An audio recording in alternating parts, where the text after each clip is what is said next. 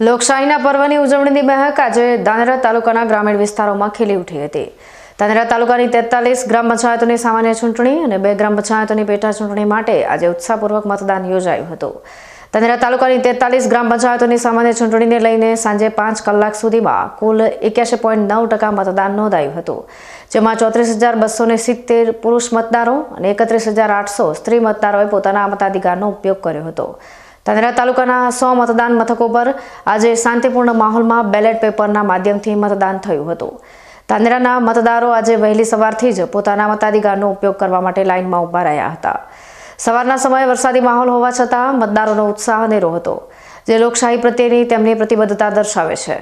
સુરક્ષા અને સલામતીના ભાગરૂપે ધાનેરા પોલીસ ઇન્સ્પેક્ટર MJ ચૌધરીની સીધી નજર મતદાન મથકો પર હતી।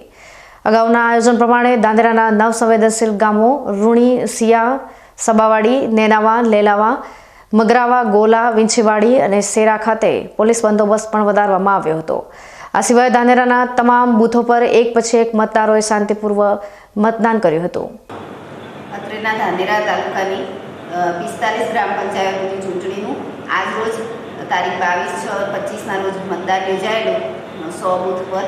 એમાં એવરેજ 80% જેટલું મતદાન થયું છે। એમાં 43 ગ્રામ પંચાયતની સામાન્ય ચૂંટણી છે અને 2 ગ્રામ પંચાયતમાં પેટા ચૂંટણી છે। 6 વાગ્યા પછી બૂથ કમ્પ્લીટ કરી અને અમારો સ્ટાફ લઈને આવશે પ્રિસાઇડિંગ અને ઝોનલ સાથે, અને પછી મોડી રાત સુધી અમારી રિસીવિંગની કામગીરી અહીંયા KR આંગણા કોલેજ ખાતે ચાલુ રહેશે।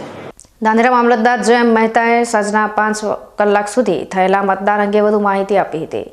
મતદાન પૂર્ણ થયા બાદ ધાનેરાની KR આંગણા કોલેજ ખાતે સાંજથી લઈ મોડી રાત સુધી મતપેટીઓ સાથે મતદાન સામગ્રીની રિસીવિંગ કામગીરી હાથ ધરાશે।